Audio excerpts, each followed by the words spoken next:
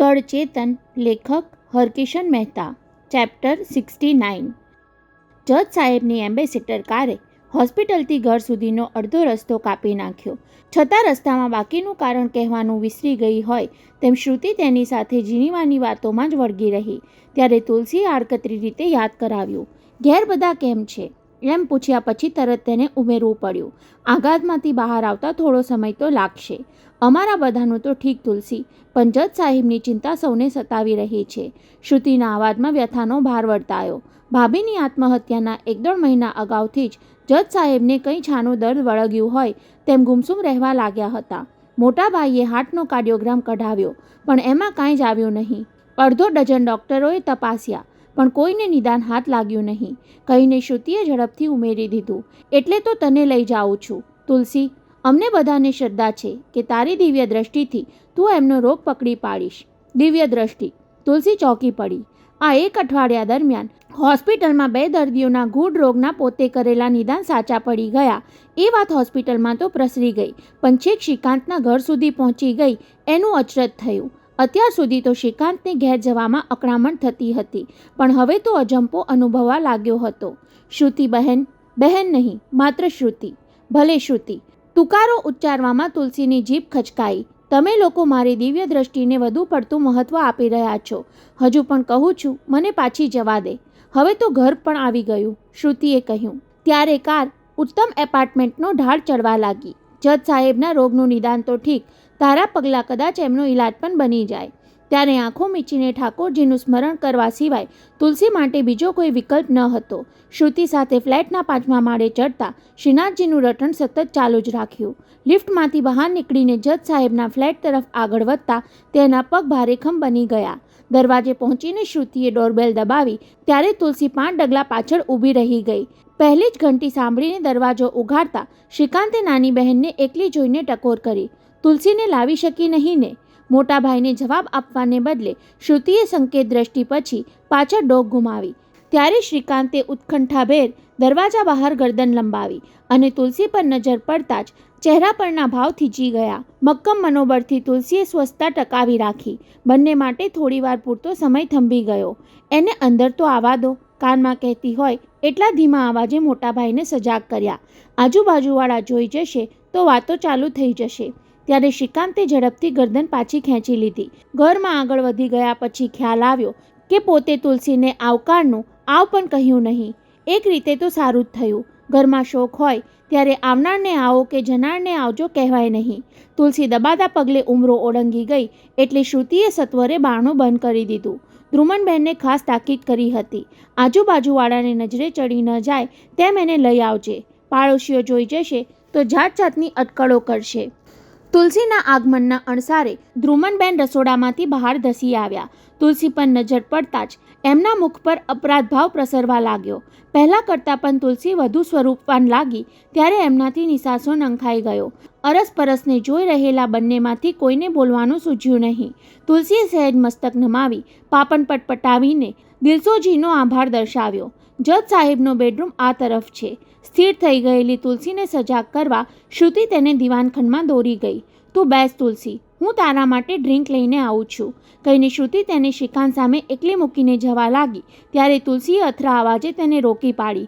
નહીં, મારે કાંઈ પીવું નથી. પાણી તો પીશ ને? કહી ફરી શ્રુતિ પગ ઉપાડતી હતી ત્યાં ફરી તુલસીએ સંભળાવ્યું, પાણી પણ નહીં. તેના એ દ્રઢ નકારથી ધ્રુમનબેનના હોઠ ભીડાઈ ગયા. શ્રીકાંતની ગરદન ઝૂકી ગઈ. હવે તો આ ઘરનું પાણી પીવા પણ તૈયાર નથી. ચાલ શ્રુતિ, મને જજ સાહેબ પાસે લઈ જા. સ્વસ્થ થવાના પ્રયાસ સાથે એણે ઉતાવળ દર્શાવી.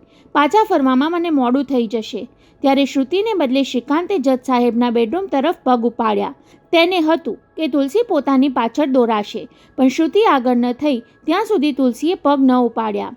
એર કન્ડિશન બેડરૂમનું બારણું ઉગાડી શ્રીકાંત અંદર દાખલ થઈ ગયો એટલે સ્પ્રિંગવાળું બારણું આપોઆપ ભીડાઈ ગયું. મારાથી અંદર નહીં અવાય તુલસી. દરવાજાનું હેન્ડલ પકડીને ઊભેલી શ્રુતિએ તેને ચોંકાવી. વિસ્મયથી પહોળી થઈ ગયેલી તુલસીની આંખોએ પૂછી લીધું, અંદર કેમ નહીં અવાય? હજુ પપ્પાએ મારી સાથે અબોલા તોડ્યા નથી. શ્રુતિનો અવાજ તરડાઈ ગયો. મને જોઈને મોં ફેરવી લે છે. ત્યારે તુલસીના હોઠ ભીડાયા.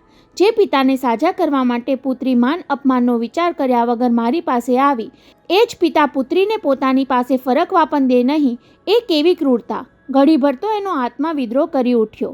આવા માણસ પ્રત્યે સહાનુભૂતિ દર્શાવવાનો શું અર્થ છે? કોને ખબર મારું અપમાન કરી નાખે. પ્લીઝ તુલસી. તેને વિચારમાં અટવાયેલી જોઈને શ્રુતિએ આજીજી કરી. હું ભલે ન આવું, મોટા ભાઈ તો અંદર છે ને. કહીને તુલસીની આનાકાનીનો અંત લાવવા માટે તેણે હેન્ડલ ગુમાવી બેડરૂમનું બારણું ઉઘાડી નાખ્યું. અંદરથી ધસી આવતી શીતળ હવાએ તુલસીને થથરાવી દીધી. ખભા પરથી સરકી જતો સાડીનો છેડો ઠીક કરતી એ મહા મહેનતે આગળ વધી શકી. જુઓ જજ સાહેબ, કોણ આવ્યું છે? શયનખંડના પલંગ પાસે પિતાના માથા પાસે ઊભેલા શ્રીકાંતે તુલસીનું નામ ઉચ્ચાર્યા વિના તેના આગમનની જાણ કરી. શ્રીકાંત આડો ઊભો હોવાથી બંધ બારણા પાસે ઊભી રહી તુલસીની નજર હજુ જજ સાહેબ સુધી પહોંચી શકતી ન હતી. કોણ આવ્યું છે? તુલસીના કાને માત્ર જજ સાહેબનો અવાજ અફડાયો. જાણે ઊંડી ગુફામાંથી આવતો હોય એવા એ ઘોઘરા અવાજ માત્રથી તુલસીની દિવ્ય દ્રષ્ટિ સતેજ બનવા લાગી. આવનારને જજ સાહેબ જોઈ શકે એ માટે શ્રીકાંત થોડો પાછળ ખસી ગયો. ત્યારે જજ સાહેબ અને તુલસીની આંખો ટકરાઈ. જજ સાહેબે છાતી સુધી કાશ્મીરી શાલ ઓઢી હતી અને બે ઓશિકા પર માથું ટેકવ્યું હતું. 5.25 વર્ષ અગાઉ તુલસીએ ઝૂલતી ખુરશી પર ટટ્ટાર બેઠેલા જજ સાહેબના જે રૂઆબદાર મુખ મુદ્રા જોઈ હતી તેની જગ્યાએ અત્યારે ચીમડાઈ ગયેલો ચહેરો જોવા મળ્યો. એમની આંખો ઊંડી ઉતરી ગઈ હતી, પરંતુ કીકીઓમાં કડાકીની ધાર હજુ એવી ને એવી દેખાતી હતી. માણસ ભીતરથી ભાંગી જાય છતાં અભિમાન અક્કડ રાખવા મથે તેમ જજ સાહેબની મોટી આંખો તુલસીને તાકતી રહી. ક્યારે આમ કલાકો સુધી સૂનમૂન પડ્યા રહે છે. પિતાએ તુલસીને શબ્દોથી ઠીક પણ દ્રષ્ટિથી પણ આવકારની ચેષ્ટા દાખવી નહીં, ત્યારે શ્રીકાંતે બચાવ કરવો પડ્યો. તુલસીનું અંતર તો ઝંકતું હતું કે એકવાર ધારી ધારીને શ્રીકાંતને નિરખી લે. દરવાજા પર શ્રીકાંતને અલબ ઝલબ જોતા જ તેના શરીરમાંથી આછેરી ધ્રુજારી આવી ગઈ હતી. 5.25 વર્ષમાં કેવા કંતાઈ ગયા હતા એને નિરખવાનું તો બાજુએ રહ્યું. સુરુચિના અકાળ અવસાન પર આશ્વાસનના 2 શબ્દો પણ પોતે ઉચ્ચારી શકતી ન હતી. તેની દ્રષ્ટિ જજ સાહેબના મુખ પરથી હટતી જ ન હતી. 1.5 મિનિટ સુધી ત્રાટક નજરે જોતી તુલસી અબોલ રહી. ત્યારે શ્રીકાંતે તેના તરફ જોવું પડ્યું. થોડીવાર પહેલાં જોયેલી સૌમ્ય તુલસીની તંગ મુખ મુદ્રાએ તેને ચોંકાવી દીધો. પહેલી નજરે એવું લાગે કે જાણે પોતાને અન્યાય કરનાર જજ સાહેબને તીક્ષ્ણ દ્રષ્ટિથી વીંધી નાખવા મથી રહી છે. થોડી વારે શ્રીકાંતને સમજાયું કે તુલસીની તીક્ષ્ણ દ્રષ્ટિ એક્સરેની જેમ ચામડીનું આવરણ વીંધતી આરપાર ઉતરીને સામી વ્યક્તિના મર્મ સ્થાને સ્પર્શી રહી છે. કદાચ એટલે જ બધા તેને દિવ્ય દ્રષ્ટિ કહેતા હશે. તુલસીની કીકીઓમાંથી પ્રગટેલો તે જ લીસોટો વધુવાર સહી શકાતો ન હોય તેમ જજ સાહેબે પોતાની આંખોના પોપચા ઢાળી દેવા પડ્યા. ડૉક્ટર, એમનો રોગ મનનો છે, શરીરનો નહીં. શ્રીકાંતનું નામ લીધા વગર, અવાજમાં કોઈ જાતની આત્મીયતા લાવ્યા વગર તુલસી બોલી ગઈ. ત્યારે શ્રીકાંતે પિતા પરથી નજર વાળી લઈને તેની સામે જોયું તો તુલસીનું મુખ ફરી સૌમ્યતા ધારણ કરવા લાગ્યું હતું. જજ સાહેબ, અંતર આત્માના દ્વારને ક્યાં સુધી ભીડી રાખશો? તુલસીની વાણીમાં રોષ, આક્રોશ કે આદેશનો રણકો ન હતો. પોતે નહીં પણ અંદરથી કોઈક બીજું બોલી રહ્યું હોય તેમ કહી રહી હતી, એકવાર બંધ દ્વારને ખોલી નાખો તો ભીતરમાં ધરબાઈ રહેલી બધી જ વેદના બહાર ધસી આવશે. અને જજ સાહેબની આંખો પરથી ધીમે ધીમે પોપચા ઊંચકાયા. કીકી પરથી મોતિયાની છારી હટી જાય તેમ એમની દ્રષ્ટિમાંથી અભિમાનનું આવરણ ખસી ગયેલું દેખાયું. ત્યારે પોતાનું લાક્ષણિક સ્મિત ફરકાવી તુલસી તેમની સામે સહેજ હસી. તેના જવાબમાં જજ સાહેબના હોઠ પણ સહેજ મરક્યા અને બીજી ઘડીએ તુલસીએ પીઠ ફેરવી લઈ બહાર નીકળી જવા માટે બારણાના હેન્ડલ તરફ હાથ લંબાવ્યો. ત્યારે તંદ્રામાંથી જાગ્રત થયો હોય તેમ શ્રીકાંત તેની પાસે પહોંચી ગયો. તુલસી, મોડું ન થતું હોય તો 2-4 મિનિટ વાતો કરીએ. પીઠ પર અફડાતા તેના એ શબ્દોએ તુલસીને ધ્રુજાવી દીધી. અધખુલ્લા બારણામાંથી ગરદન ઘુમાવીને તેણે પાછળ જોયું. નહીં ડૉક્ટર, અત્યારે તમારી જરૂર જજ સાહેબને છે, નિર્લેપ ભાવે એ બોલી ગઈ. દિલનો ઉભરો ઠાલવી દેવા માટે એ તપ્તર બની ગયા છે.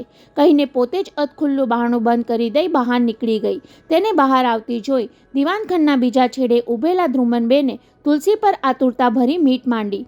ઓપરેશન થિયેટરમાંથી બહાર આવતા ડૉક્ટરનું મુખ જોઈને દર્દીના સગા પેશન્ટની સ્થિતિનો ક્યાસ કાઢવા મતે એવી લાચાર દ્રષ્ટિથી તેને નિહાળી રહેલા જજ સાહેબની પત્નીની જીભ સિવાઈ ગઈ હતી. એકવાર જેના નામનું પોતાના પુત્રે નહીં નાખ્યું છે એવા શબ્દો ફોન પર પોતે યશોદાબેનને સંભળાવ્યા હતા એ તુલસીને તે પૂછી શક્યા નહીં કે તું આટલી જલ્દી બહાર કેમ નીકળી ગઈ. એ જ વખતે બાળકના રડવાના અવાજ સાથે તુલસીના કાન ચમક્યા. બાજુની રૂમમાં ઉઘાડા દરવાજામાંથી આવતા અવાજની દિશા તરફ તેની નજર ફંટાઈ. ઘડીભર વિચાર કરી તેના પગ પણ એ તરફ વળ્યા. રૂમમાં દાખલ થતાં પહેલાં તુલસીથી ધ્રુમનબેન તરફ જોવાઈ ગયું. ત્યારે શ્રીકાંતની માતાએ તેની દ્રષ્ટિના જવાબમાં એક ઊંડો નિસાસો નાખ્યો. કેમ જાણે કહેતા હોય કે શું કરીએ, એ બિચારીને અમે માં ક્યાંથી લાવી આપીએ. જાણે એમના એ નિસાસાનો હડસેલો વાગ્યો હોય તેમ તેજ ગતિએ રૂમમાં સરકી જઈ તુલસી અંદર જઈને જોયું તો શ્રીકાંતની અડધા માસની પુત્રીને શ્રુતિ છાની રાખવા મથી રહી હતી. તુલસીને આવી ચડેલી જોતાં જ વ્યથિત ચહેરે પૂછી બેઠી, કેમ આટલી જલ્દી બહાર આવી ગઈ? પિતાજીનું નિદાન મળ્યું?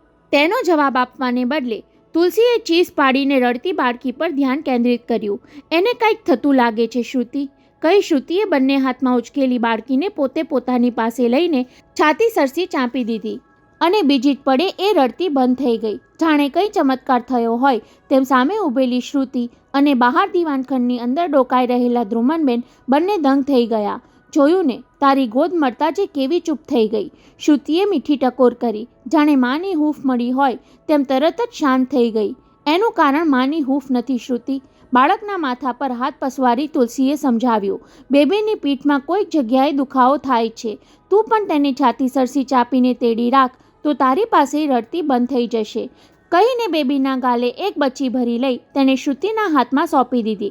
થોડીવાર બંને એકબીજાને જોતી ઊભી રહી ત્યાં સુધી શ્રીકાંતની બાળકી ચૂપચાપ શ્રુતિના ખભે માથું ટેકવીને અંગૂઠો ચૂસતી રહી. ત્યારે તુલસીએ સમજાવ્યું, બેબીને ચત્તી સુવડાવશો તો રડ્યા કરશે કારણ કે તેના વાસાની એક નસ દબાઈ છે. સાંભળીને શ્રુતિની આંખો અચરજથી પહોળી થઈ. તને એની શી રીતે ખબર પડી તુલસી? બ્રિજ કેન્ડી હોસ્પિટલના ડૉક્ટર પણ આવું નિદાન કરી શક્યા ન હતા. સૌ કોઈ એમ જ કહે છે કે એના પેટમાં દુખતું હશે એટલે રડ્યા કરે છે. મારું નિદાન કદાચ ખોટું પણ હોય. બહાર નીકળવા માટે પગ ઉપાડતા તુલસીએ નમ્રપણે કહ્યું, છતાં તારા મોટા ભાઈને કહેજે કે એકવાર બેબીનો વાસો ચેકઅપ કરાવી લે. ભલે કહીશ, પણ તું આમ ચાલી ક્યાં? દીવાનખંડ ઓળંગીને દરવાજા તરફ આગળ વધતી તુલસીને જોઈને શ્રુતિએ ઉતાવળે પૂછ્યું, જજ સાહેબનું શું લાગે છે તને? મેં નિદાન કરી દીધું, હવે ઈલાજ ડૉક્ટરે કરવાનો. શું નિદાન કર્યું તુલસી? શ્રુતિને પોતાના એ પ્રશ્નનો જવાબ ન મળ્યો એટલે તરત જ તેને પૂરક પ્રશ્ન પૂછી લીધો. કયા ડૉક્ટર પાસે ઈલાજ કરાવવો જોઈએ તુલસી? આ રોગમાં ઘરના ડૉક્ટર સિવાય બીજા કોઈનો ઈલાજ કામ ન લાગે. મોગમ જવાબ આપતી તુલસીએ 4 ડગલા આગળ વધીને ચપ્પલ પહેરતા ઉમેર્યું, કદાચ અત્યારે બંધ બારણે ઈલાજ ચાલુ પણ થઈ ચૂક્યો હશે. ત્યારે જિજ્ઞાસાભેર જજ સાહેબના બેડરૂમ પાસે પહોંચીને શ્રુતિએ દરવાજાનું હેન્ડલ ગુમાવ્યું, પણ બારણું અંદરથી લોક હતું. બીજી બાજુ તુલસી બહાર નીકળવા માટે દરવાજો ઉગાડતી હતી ત્યાં અત્યાર સુધી અવાક રહેલા ધ્રુમનબેનની જીભ સળવળી ઉઠી. સારું થયું તુલસી, તું આવી. સાંભળીને દરવાજો ઉઘાડવા માટે ઉચકાયેલો તેનો હાથ રોકાઈ ગયો. શ્રીકાંતની માતાના અવાજમાં ઉપકારનો ભાવ વર્તાયો. સગાઈ ફોક કરવા જજ સાહેબ હવે બહુ પસ્તાય છે. 1-2 વાર બોલી ગયા કે સોના જેવી કન્યા જતી કરીને કથીર જેવી વહુ લઈ આવ્યા.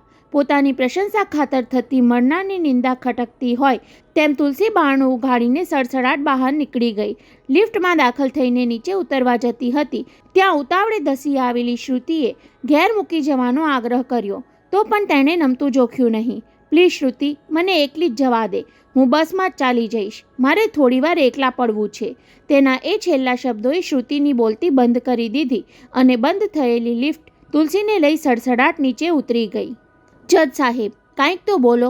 5-7 મિનિટ સુધી પિતાના પલંગ આસપાસ આંટા મારતા રહેલા શ્રીકાંતની ધીરજ આખરે ખૂટી ગઈ.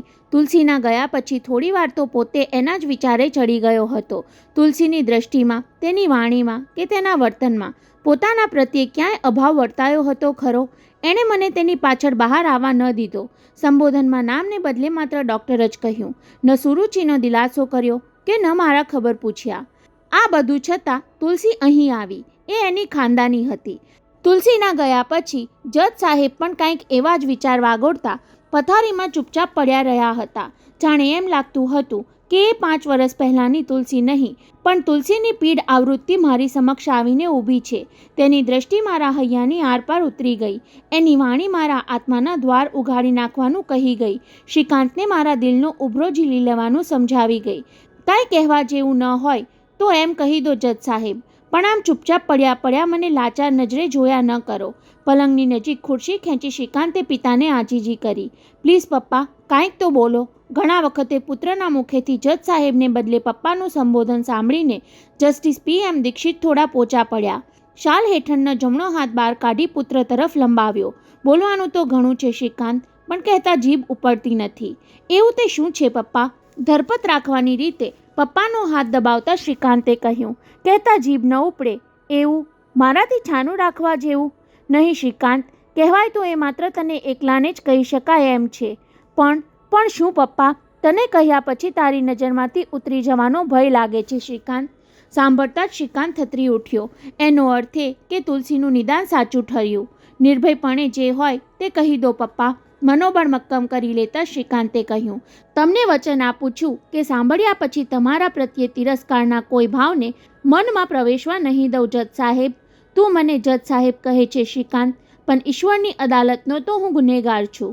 એકરારનો આરંભ કરતાં જ જજ સાહેબનો કંઠ રૂંધાવા લાગ્યો. પોતાનો ઈરાદો બદલાઈ જશે એવો ભય લાગતો હોય તેમ ગળું ખંખેરીને આગળ વધ્યા. ક્યાંથી શરૂઆત કરવી એ સમજાતું નથી, છતાં કહેવાની શરૂઆત કરી દઉં તો આમાંથી જલ્દી છૂટું, કહીને પુત્ર પરથી નજર હટાવી લઈને એ છતને તાકવા લાગ્યા. વકીલમાંથી હું જજ નિમાયો ત્યારે આદર્શ ન્યાયમૂર્તિ બની રહેવાની ઈચ્છા સેવી હતી. સેશન્સ કોર્ટના 2-3 વર્ષ તો એ ઈચ્છા ટકાવી રાખી, પણ માણસ સમક્ષ પ્રલોભન ન આવે ત્યાં સુધી એની પ્રામાણિકતાની પરખ થતી નથી. આજથી 17-18 વર્ષ પહેલાં કોર્ટમાં એક કેસ આવ્યો. દાનચોરો પર છાપો મારવા જતાં ઠાર થયેલા એક ફરજનિષ્ઠ કસ્ટમ ઓફિસરના મર્ડરનો એ કેસ હતો. ખૂનનો આરોપી હતો દાનચોરનો એક કેરિયર. મધરાતે દરિયા વચ્ચે ગોળીબારમાં ખૂન થયું હતું એટલે નજરે જોનાર કોઈ સાક્ષી તો ન હતો, પણ કસ્ટમવાળા સાથેની ઝપાઝપીમાં જખમી થઈને દરિયામાં કૂદી પડનાર દાનચોરને કોઈ માછીમારના ઝૂંપડામાંથી બીજે દિવસે પોલીસે ગિરફ્તાર કર્યો. ત્યારે તેની પાસેથી આવેલી પિસ્તોલ પેલા કસ્ટમ ઓફિસરનો પ્રાણ લેનાર ગોળી સાથે મળતી આવતી હતી. બીજા સંયોગિક પુરાવા તેને ખૂની ઠરાવી શકતા હતા, છતાં મેં તેને શંકાનો લાભ આપવાનો ગેરલાભ ઉઠાવ્યો. બોલતા બોલતા જજ સાહેબનું ગળું ઠરડાવા લાગ્યું ત્યારે શ્રીકાંતે પાણીનો ગ્લાસ ધર્યો. તમે શું ગેરલાભ ઉઠાવ્યો પપ્પા? પાણી પીવાઈ ગયા પછી શ્રીકાંતે વાતનો દોર સાધતા પૂછ્યું. ફરજ બજાવવા જતાં મૃત્યુને ભેટનાર એક મર્દને મારનારને મેં લાત લઈને સજામાંથી ઉગારી લીધો. તમે લાંચ લીધી? પૂછતા શ્રીકાંતની આંખોમાં તિરસ્કારનો તણખો ખરવા જતો હતો, પણ તુરત જ તેણે મન પર અંકુશ મેળવી લીધો. પછી શું થયું જજ સાહેબ? પછી બીજું શું થાય? આ જજ સાહેબ ન્યાયને ત્રાજવે કાનૂનને બદલે નાણાં તોડતો થઈ ગયો.